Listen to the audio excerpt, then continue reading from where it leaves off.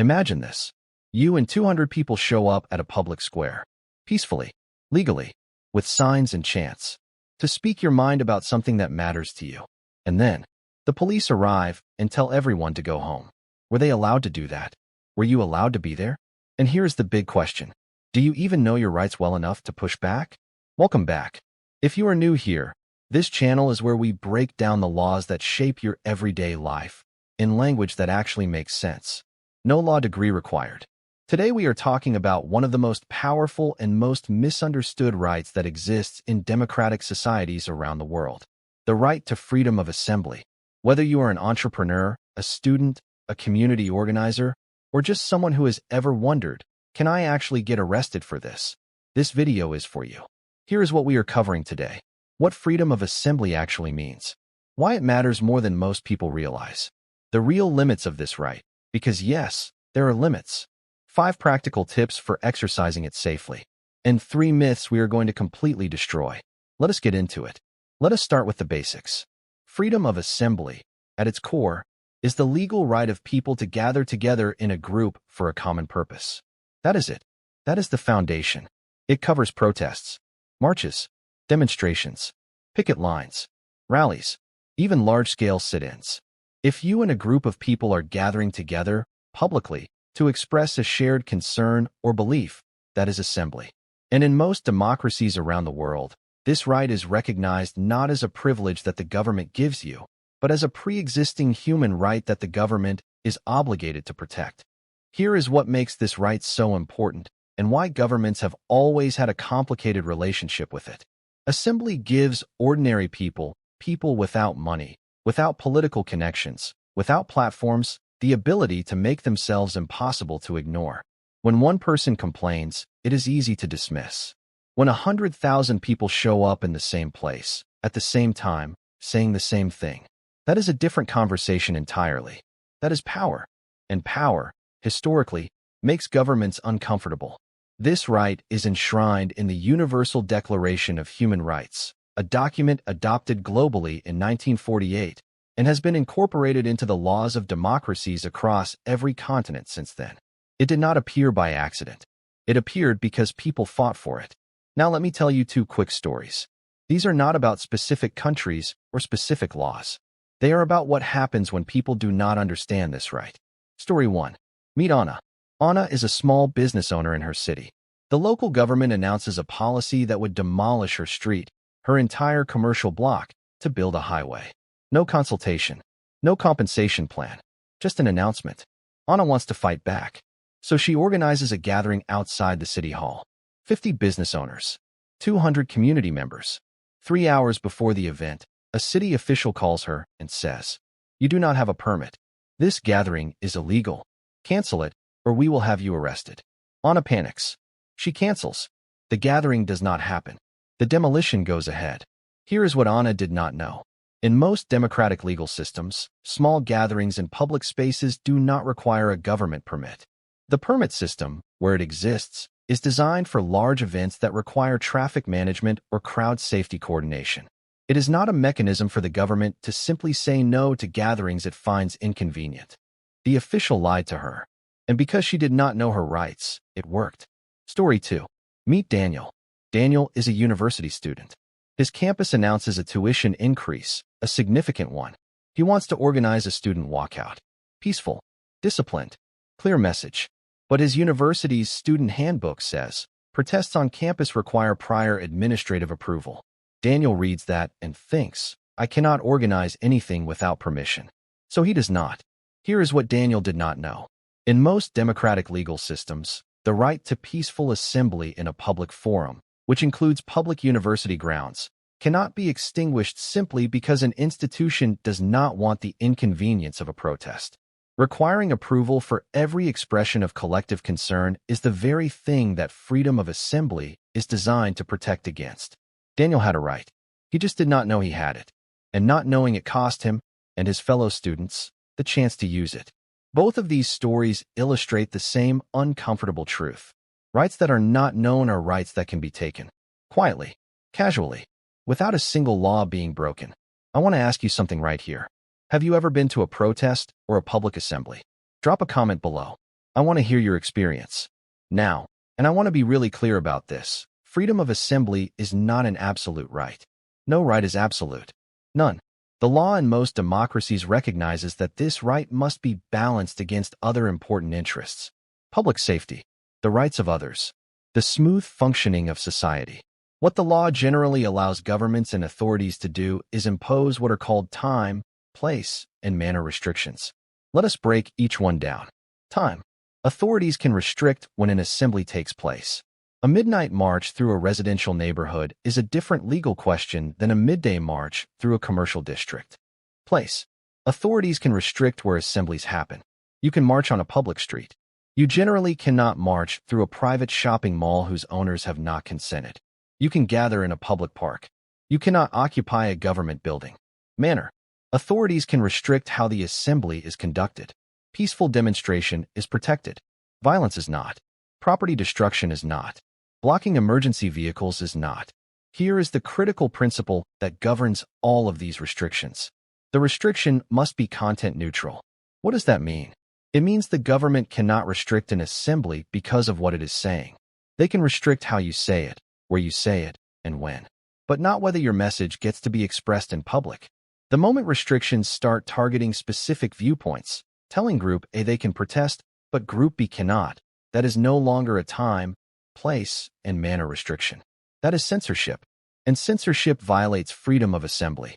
Here is a real-world example to make this concrete. Imagine two groups want to use the same public square on the same day. One is protesting rising food prices. One is celebrating a cultural festival. Both applications go to the same city authority. If the city approves the cultural festival and rejects the protest purely because they disagree with the protesters' message, that is unconstitutional in virtually every democratic legal system on earth. The test is always this. Is this restriction being applied because of the message or despite the message? And one more thing, because this comes up constantly. Violence breaks the protection. When an assembly turns violent, whether from a small group within a larger crowd, authorities in most legal systems have the right to declare it unlawful and disperse it. This is why the character of an assembly, peaceful, disciplined, organized, matters both legally and strategically. The moment violence enters the frame, the legal protection weakens. Do not give anyone a reason to declare your assembly something it is not. Okay, so you know what the right is. You know it has limits. Now let us talk practically. Whether you are organizing an assembly or just joining one, here are 5 things that will protect you legally and make your gathering more effective. Tip 1. Understand the permit landscape in your specific area before you organize anything large. Not because you are asking permission to exercise your rights, but because navigating the process correctly removes the ammunition authorities might use to disrupt your event. In many jurisdictions, a permit for a large assembly is essentially a coordination tool. It tells the city you are coming so traffic and safety can be managed. Getting the permit is not admitting you need permission. It is removing a procedural obstacle. Know the threshold. Know the process. Use it as a shield, not a surrender. Tip 2. Organize for peace. Deliberately and specifically. The most legally protected assemblies are the ones that are visibly and demonstrably peaceful. Designate marshals, identifiable people whose role is to de-escalate and manage the crowd. Brief participants on what behavior is expected. Have a clear response plan if provocateurs attempt to introduce violence. Remember, the law protects peaceful assembly. Your responsibility as an organizer is to keep the assembly deserving of that protection. Tip 3. Know your basic rights in the event of a police interaction on the day. This does not require a law degree. It requires knowing 3 things.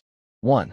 You generally have the right to film police performing public duties in a public space. 2. If a dispersal order is given, comply first and challenge it legally second. The street is not where you win that argument. 3. If you are arrested, clearly state that you want a lawyer and say nothing further. Comply. Document. Consult a lawyer. These 3 words, applied in sequence, protect you better than arguing in the moment. Tip 4. Document everything. The moment you arrive at an assembly, start documenting the gathering itself, the crowd's character, any police presence, and any significant interactions. Documentation serves 2 purposes. It protects participants if false claims are made about the event's character, and it creates an evidence record if rights violations occur. Many organizations send legal observers to significant assemblies specifically for this purpose, to ensure there is an independent record of what actually happened. Tip 5. Have legal support lined up before you need it.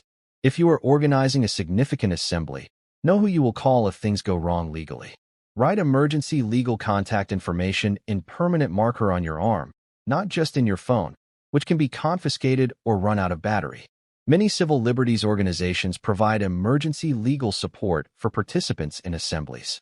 Know which organizations operate in your area, and make sure key organizers have their contact information before the event. Preparation is not pessimism. It is professionalism. Okay, my favorite part of any video on legal rights. Myth busting. There are 3 myths about freedom of assembly that circulate constantly that stop people from exercising their rights, and that we are going to deal with right now. Myth number 1. You need government permission to gather in public. False.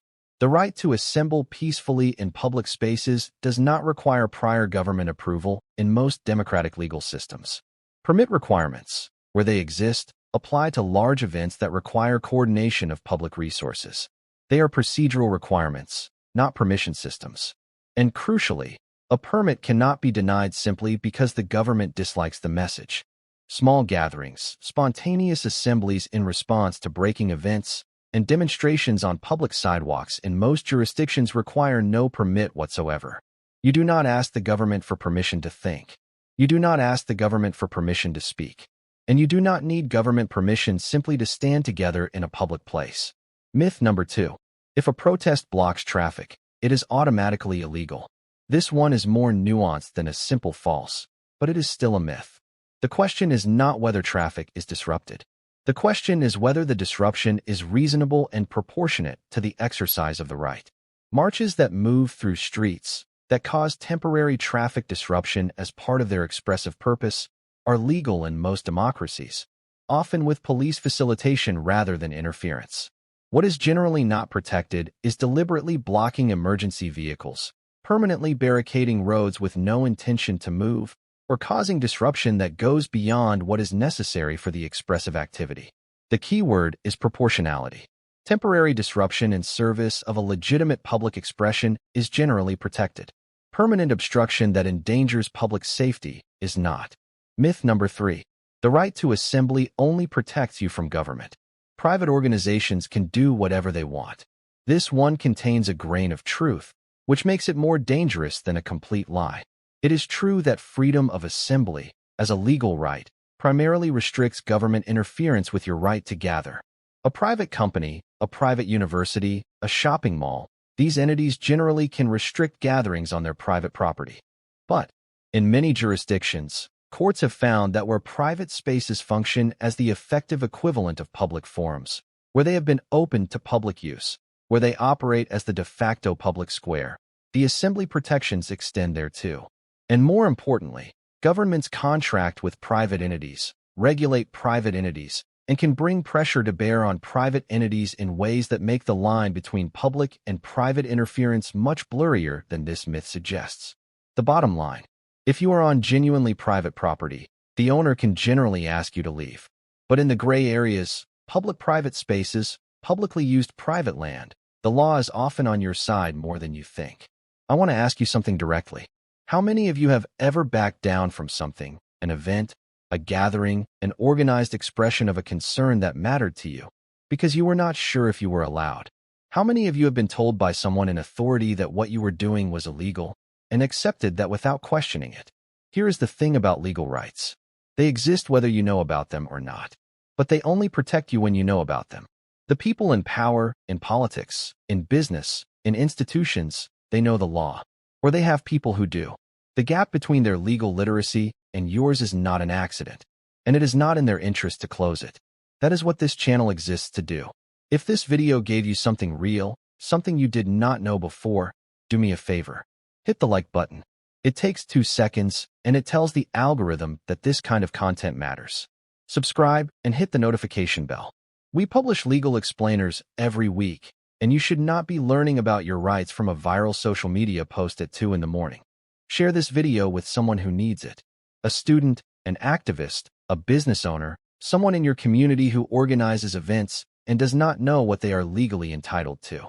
And comment below. I genuinely want to know, have you ever been part of a public assembly or protest? What happened? What did you know going in, and what do you wish you had known? Every comment on this video tells me what to cover next. Let me leave you with this. The right to freedom of assembly was not given to us by governments. It was claimed by people who understood that the ability to stand together, publicly, visibly, collectively, was the most basic tool of democratic power. It was claimed by workers who wanted fair pay and were told to be quiet, by students who wanted a voice and were told they were too young, by communities who wanted dignity and were told they were asking for too much. Every right that exists in democratic societies was assembled for. Every improvement in working conditions. Every expansion of voting rights. Every piece of civil rights legislation. Someone, somewhere, exercised the right to assemble, at personal risk, without certainty of success, and change the world. You have that same right. The only question is whether you know it well enough to use it. Now you do. I will see you in the next one.